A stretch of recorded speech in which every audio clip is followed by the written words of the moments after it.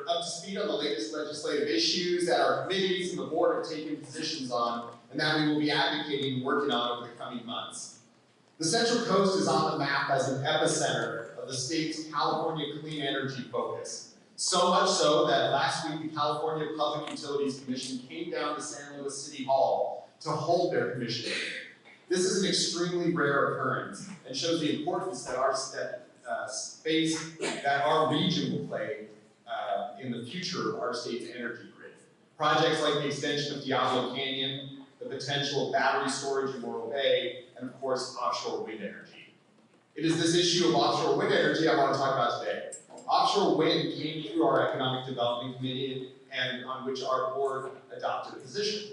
As you hopefully have heard, the federal government has accepted bids for a lease area some 20 miles off the coast of Cambria. Three companies were awarded leases based on those bids for that area off our coast. Invenergy's Even Keel Wind, Golden State Wind, and Equinor's Atlas Wind. Even though those companies were awarded leases, it's just the beginning of a very long process to determine if and how these potential lease areas would be developed to supply a wind energy project. All three companies have hired local representatives and have started the survey work to determine the feasibility of an offshore wind energy development. The Chamber invited all three of the energy companies, a supporter of wind energy and an opponent of wind energy, to a meeting to all share their perspectives. After hearing the discussion and discussing it amongst our board, the SLO Chamber came to the position that we support the wind energy companies continuing their work to determine the feasibility, layout, and impacts of any future project. We know that as we continue to need more and more energy to power our lives, that a stable grid is imperative to our economic success. Our board wants us to continue to work with the wind energy companies to understand the updated information and to ask them important questions. As an example, we know that the Central Coast will not be the port where the windmills are constructed. So based on that, where will the economic benefit to the Central Coast come from? What impacts, if any, will there be to marine, wildlife, or fisheries? And since the Earth is round, will there be any visual impacts from something that far offshore? We will keep you updated on all the latest information, but know this initial feasibility process will take likely another year or two before we have solid usable data.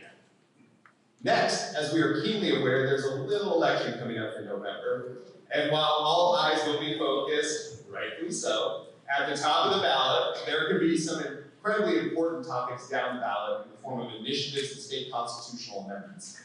Today is an incredibly important day to determine what initiatives and ballot measures will make it on the November 5th ballot.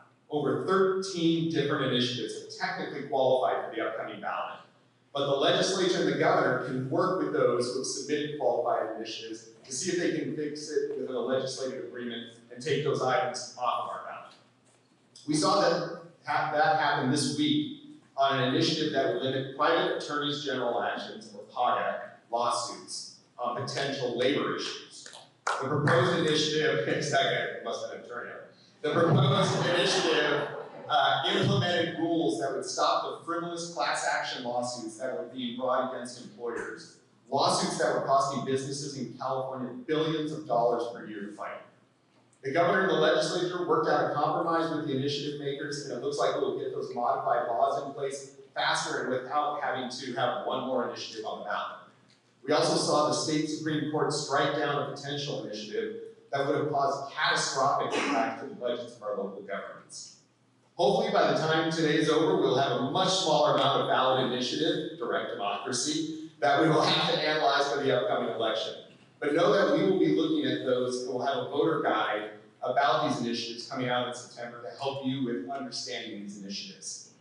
Finally, on July 2nd, the City of San Luis will be taking up a user fee study to look at adjusting rates for permits and fees that were last adjusted in 2017. We have already provided comments and are continuing to work with the city to understand what all those changes will look like. We will keep you up to date via email or at next month's Good Morning SLO, or if you prefer to see it live, come to the council meeting next Tuesday or watch it virtually.